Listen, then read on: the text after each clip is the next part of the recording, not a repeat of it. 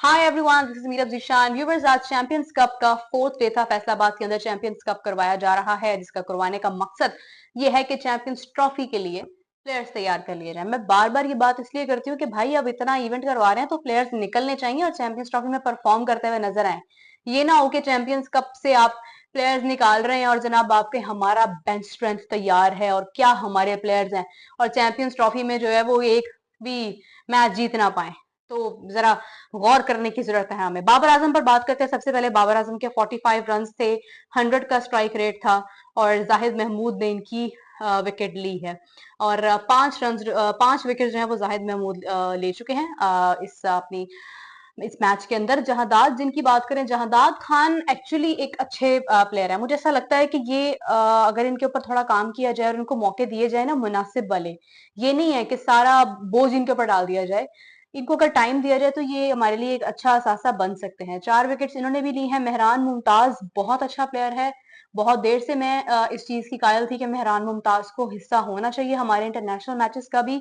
3 wickets ली हैं सलमान अली आगा, जिनकी 3 wickets हैं और 51 रन हैं। ये मैं आपको मिक्स एंड मैच बता रही हूँ। शाहनवाज जहानी जो कि बहुत प्राउड फील कर रहे थे, जिनके बारे में हाफिज साहब भी बात कर रहे थे पिछले दिनों के, एक बाउंसर मारने के बाद ऐसे करके देख रहे हैं बड़ा कि हाँ जी अब बताओ मैंने बाउंसर मारा है और पीछे इतनी सारी विकेट जो है वो मतलब इतने रन बन चुके हैं। तो उन्होंने इस बार कोई विकेट नहीं ली है। वैसे दहानी के साथ जो है वो बहुत अनफेयर हुआ है, उनकी इंजरी के मामला काफी हद तक खराब भी हुए। लेकिन चले उम्मीद करते हैं कि अच्छा कमबैक हो उनका। तो ये आज का हमारा मैच था जिसमें मार्कोर्स की विन हुई है और स्टालियंस जो है वो अपना मैच हारे हैं। मार्कोर्स अभी तक सेकंड विन अपने नाम कर चुके हैं और काफी हद तक हम होपफुल हैं कि अच्छा हो सकता है। अगर हम देखें आगे हमारे पास जो चांसेस हैं, जितने भी मैचेस होने हैं, 29 तक मैचेस हैं और उसके बाद फिर आगे हमारा टेस्ट है, तो यहीं से हमें समझ आ जाएगा कि हम कितने प्लेयर्स बना चुके हैं। टेस्ट के अंदर हमने किन प्लेयर्स को शामिल करना है और किन्होंने आगे किस तरह से परफॉर्म करना है। लेकिन सूरत हाल ऐसी होनी नहीं है जैसे अभी फैसलाबाद में दिखाई जा रही है। अंदर की बात बता रही हूँ, मुश्किल हाल होने वाला है बहुत ज्यादा। अच्छा, अब बात करते हैं एक और बहुत इंटरेस्टिंग फैक्टर आपको बताती हूँ, फिर आगे बढ़ते हैं।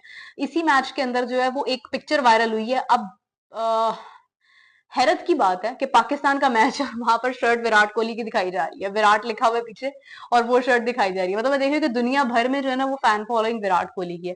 इतनी फैन फॉलोइंग है कि जो आपके साथ बात करने जा रही हूँ शायद आपने भी इस बारे में सुना हो, पढ़ा हो। तेजस्वी प्रसाद यादव इंडिया के पॉलिटिशियन है, जिन्होंने कहा है कि विराट कोहली ने मेरी कैप्टेंसी के अंडर खेला है। आप लोग इस बारे में बात क्यों नहीं करते?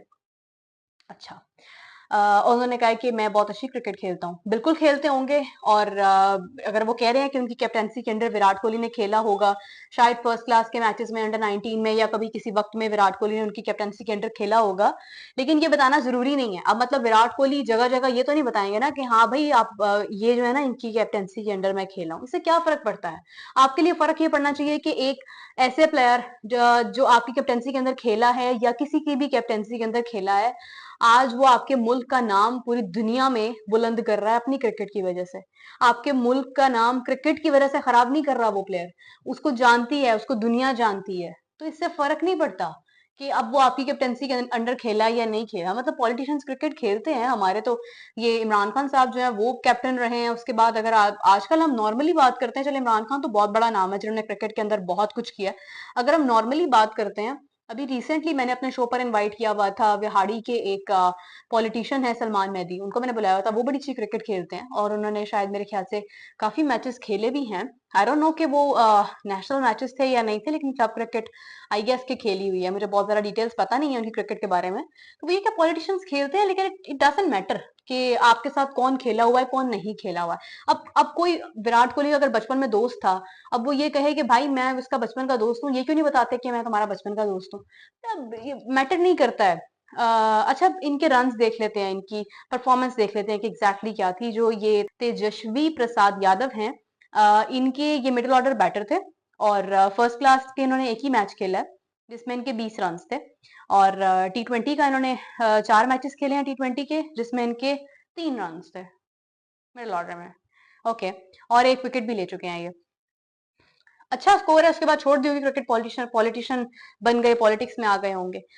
इसी के साथ साथ एक और बात है कि जसप्रीत बुमराह जो हैं वो अपनी फिटनेस के बारे में कह रहे हैं कि वो विराट कोहली से बेहतर हैं। जसप्रीत बुमराह कह सकते हैं, इसकी रीजन मैं आपको बताती हूँ। मैं ये नहीं कहती कि वो फिटनेस में बेहतर है या नहीं बेहतर है। जसप्रीत बुमराह अपनी जात में फिटनेस में बहुत अच्छे हैं। मैं आपको उसकी रीजन बताती हूँ।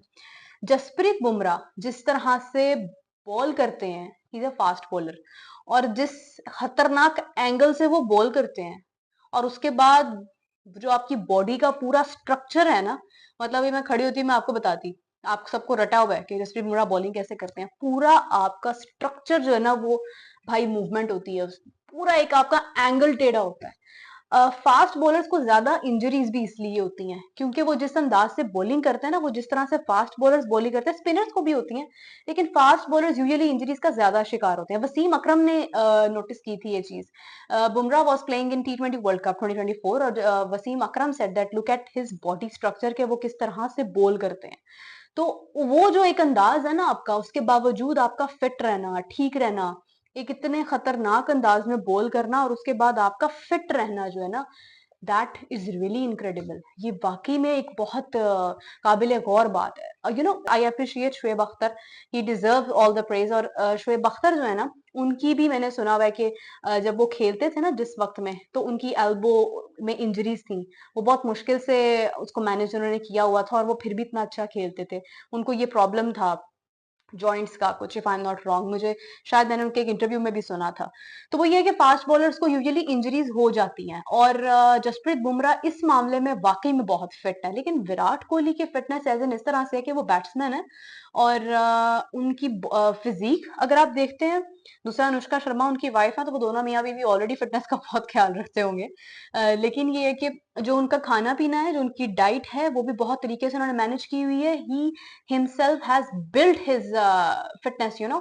अगर हम जसप्रीत बुमराह की बात करते हैं, जिस तरह से वो कह रहे हैं ना कि वो fitness over Virat Kohli, that is something कि because he actually manages as a fast bowler. वो दिखाते हैं कि वो जिस अंदाज में बॉलिंग करते हैं, उस अंदाज में आपकी बॉडी, अगर कोई आम बंदा होता है जिसकी बॉडी में स्ट्रेच नहीं है, तो उसको फौरन इंजरी हो जाएगी उस चीज की वजह से। तो जो लोग जसप्रीत बुमराह को कॉपी करने की कोशिश कर रहे हैं, वो फिटनेस भी पहले वैसी बनाए।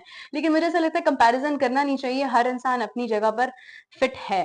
अच्छा, एक और बात आपके साथ ऐड करना चाहूंगी, फिटनेस से मुझे याद आया कि इंग्लैंड और ऑस्ट्रेलिया का मैच रिसेंटली हुआ, उनकी सीरीज थी जिसमें आई गेस एक मैच उनका ड्रॉ हुआ, एक इंग्लैंड जीता है और एक जो है वो ऑस्ट्रेलिया जीता, जिसमें जिसके बाद हैरी ब्रुक जो है वो अब कैप्टन कंसीडर हो रहे हैं आगे ओडीआई की सीरीज के लिए, और जॉस बटलर इंजर्ड हो चुके हैं। इंजरीज नॉर्मली होती हैं, cricketers usually face injuries, you know, उनको बहुत सारी इंजरी से गुजरना पड़ता है। पाकिस्तान में हमारा एक बहुत बड़ा मसला इंजरी भी है। अक्सर लोग सोचते होंगे पाकिस्तान में इतने प्लेयर्स इंजर्ड होते क्यों हैं। इंजरी होना is not very normal, very common. किसी भी प्लेयर को इंजरी हो सकती है। हार्दिक पांड्या को इंजरी हुई, उसके बाद बुमराह को इंजरी हुई, दूसरी जानिब अगर हम देखते हैं इंग्लैंड में जोफ्रा आर्चर को इंजरी हुई। बहुत सारे ऐसे प्लेयर्स हैं जो इंजरीज से गुजरते हैं। लेकिन होता क्या है अभी, जैसे कि मार्क वुड इंजर्ड हैं, अनफिट हैं। तो होता यह है कि दूसरे जो मुल्क है ना पाकिस्तान से हट के, जब उनके प्लेयर्स इंजर्ड होते हैं ना, तो वो उनका खास ख्याल रखते हैं। वो उनको एक बाकायदा तौर पर प्रोसेस से गुजारते हैं, उनका रिहैब होता है। जब वो मैच फिट हो जाते हैं, उस वक्त उनको शामिल किया जाता है किसी भी मैच के अंदर। लेकिन पाकिस्तान में क्या होता है, पाकिस्तान में हमारे पास जो इशू है इस वक्त वो ये है, ये बड़ी एक इंपॉर्टेंट बात है। हमारे पास एक तो बेंच स्ट्रेंथ नहीं है, हमारे पास ना बेंच है ना स्ट्रेंथ है। हमारे पास प्लेयर्स नहीं है, पूल नहीं है प्लेयर्स का हमारे पास, और हमने बनाए भी नहीं है। हमने अलाउ भी नहीं किया कि हम प्लेयर्स को कहें कि भाईजान परफॉर्म करें, आगे आए। हमने वो अप्रोच रखी नहीं है। पीएसएल को हमने एक लेबल बना दिया है कि पीएसएल से प्लेयर निकलेगा वही परफॉर्म करेगा। तो उससे होता क्या है कि अगर कोई प्लेयर इंजर्ड होता है ना, तो हमारी कोशिश होती है कि हम जल्द से जल्द इसको ठीक कर लें। अगर ये प्लेयर नहीं होगा तो हमारा हाल बहुत बुरा होगा। जस्ट लाइक के नसीम शाह जब इंजर्ड थे ओडीआई 2023 का वर्ल्ड कप जो इंडिया ने होस्ट किया था, पाकिस्तान ने उसमें बॉलिंग में भी कहीं ना कहीं नसीम शाह को बहुत मिस किया था, और नसीम शाह का कमबैक हुआ। लेकिन उसके बावजूद वो चीज नहीं है, अभी तक नहीं है जो नसीम शाह में पहले थी। शाहीन आफरीदी में अभी भी वो चीज नहीं है जो पहले वाले शाहीन शाह आफरीदी में थी।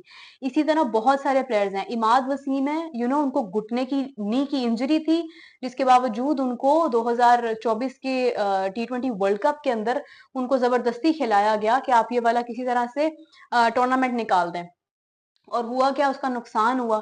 जब आप जबरदस्ती फैसले करते हैं, इंजरीज को आप कंप्रोमाइज जब आप करते हैं, तो फिर आप मैचेस हारते हैं। डेफिनेटली एक प्लेयर फिट नहीं है, वो कैसे परफॉर्म कर सकेगा।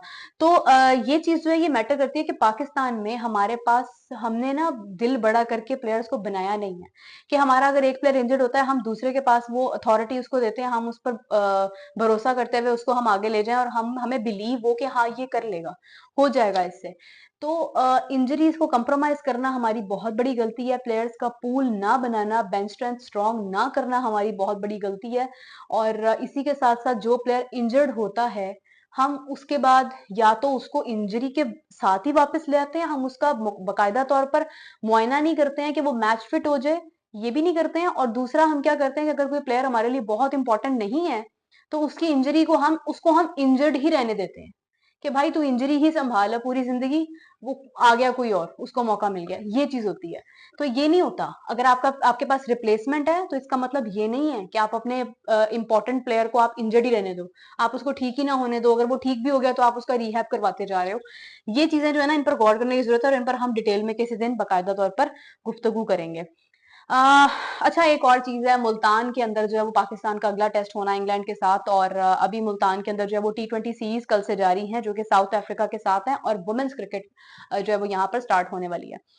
वुमेन्स क्रिकेट से एक बात तो कहना चाहूंगी कि हमारे ही पास इस वक्त जो ख्वातीन हैं जो कि हमारी इस वक्त खेल रही हैं, वो सब उनमें मेरा मेरा नहीं ख्याल है कि कोई बहुत ही यंग लड़की है। ये सब वो हैं जो बहुत देर से खेल रही हैं, इनकी एज कम अज कम भी लेट 20s या 30 प्लस है। और Nida Dar herself, she is not that young. Youth नहीं है हमारे पास, क्योंकि हमने अगेन वो चीज कि हमने बनाया ही नहीं है। हमारे पास जो लड़कियां थी पहले, बिस्मा मारूफ को सब लोग जानते हैं, वो गई, और उसके बाद हमारे पास कोई खास जो है वो लड़की नहीं है। निदा डार बहुत अच्छी प्लेयर है, लेकिन उसके बावजूद सिर्फ निदा डार की बात नहीं है। निदा डार भी डिसीजंस में बहुत स्ट्रांग नहीं है, कैप्टेंसी उनकी बहुत स्ट्रांग नहीं है, कहीं ना कहीं वो भी गलतियां कर जाती हैं, वो ऐसे फैसले ले जाती हैं जो फैसले लेने की जरूरत नहीं होती है। तो निदा डार जो हैं, उनके साथ साथ बाकी जितनी भी लड़कियां हैं, बहुत सारी लड़कियां मैं देख रही थी कि कैपेबल हैं, लेकिन वो भी परफॉर्म नहीं कर पाती हैं। उनका हाल इस वक्त मेंस क्रिकेट से भी ज्यादा बुरा है कहीं ना कहीं। और अभी ये ऑस्ट्रेलिया साउथ अफ्रीका के साथ जो इनकी T20 सीरीज है, वहां पर मजीद क्लैरिफाई हो जाएगा कि मुश्किल लग रहा है, मुझे बहुत मुश्किल लग रहा है वुमेन्स क्रिकेट का भी, क्योंकि हमने अकोमोडेट भी तो नहीं किया है ना। अगर आप देखें, इंडिया के अंदर अंडर 19 की जो लड़कियां हैं ना, वो जब खेलती हैं, वो 3-3 करोड़ बना लेती हैं अपना इंडियन, और पाकिस्तान में आप उसको देखें तो वो 9 करोड़ रुपया बनता है तकरीबन। यानी कि वो एक सीरीज के अंदर, चंद मैचेस के अंदर वो इतना पैसा बना लेती हैं, उनको अकोमोडेट करता है उनका बोर्ड। और अगर आप बात करो, भी रिसेंटली एक लड़की थी जो कि 9th क्लास की लड़की थी, जिसको 75 लाख रुपया मिला है खेलने का। तो ये जो फाइनेंशियली जो एक सपोर्ट है, वो पाकिस्तान में तो है ही नहीं है। इंडिया में अगर कोई वुमेन क्रिकेटर रिटायर होती है, तो उसकी पेंशन लगती है। पाकिस्तान में ऐसा कोई चक्कर ही नहीं है। पाकिस्तान में तो हमारी जो खेल रही हैं, उनको बाकायदा तौर पर सहूलियात हासिल नहीं है। और अगर आप दुनिया भर में देखते हैं ना, तो दुनिया भर की जो इंग्लैंड की वुमेन क्रिकेट है, ऑस्ट्रेलिया की वुमेन्स क्रिकेट है, साउथ अफ्रीका की है, ये बड़ी स्ट्रांग लड़कियां हैं। रग्बी अगर मैं देखूं ना, न्यूजीलैंड की लड़कियां, क्या उनके अंदर पावर है, क्या उनका रोब है। मतलब डिफरेंट स्पोर्ट्स हैं जिनके अंदर लड़कियां होती हैं। सानिया मिर्जा, मतलब आप देखें, इंडिया से थी, वो क्रिकेटर तो नहीं थी, लेकिन उनका दुनिया भर में नाम था। तो this is how we make our players, जो हम सिर्फ क्रिकेट नहीं, हम बाकी खेलों पर भी गौर कर सकते हैं। लेकिन क्रिकेट इतना इंपॉर्टेंट खेल है, और उसमें भी हमने अपनी लड़कियों को जो है वो बाकायदा तौर पर अकोमोडेट ही नहीं किया। कोई नई लड़की हम लेकर ही नहीं आते हैं। सिर्फ दो आपके पास जो है वो कॉलेजेस हैं, आप कह लें, जहां से आप लेकर आते हैं लड़कियां, और दैट्स इट। और वो भी क्या खेलती हैं, वो एडमिशन लेने के लिए स्पोर्ट्स कोटा को अप्लाई करती हैं उसके अंदर, कि हाँ हाँ हम क्रिकेट खेल लेंगे, आता जाता उन्हें कुछ भी नहीं है। वहां पर वो खेलती हैं, ऑन एंड ऑफ खेल लेती हैं, और उसके बाद जो है वो आगे एक आधा टेस्ट देगा तो वो आगे शामिल हो जाती हैं उसके अंदर। प्रॉपर ग्रूमिंग नहीं होती है, प्रॉपर कोचिंग की जरूरत है वहां पर। मोहम्मद वसीम अभी कोच हैं उनके। सो देखते हैं कि किस अप्रोच के साथ जो है वो कल से हमारी ख्वातीन मैदान में उतरती हैं। वक्त बहुत हो गया है, इसी के साथ मुझे इजाजत दीजिए। Good night and take care. See you tomorrow. Bye bye.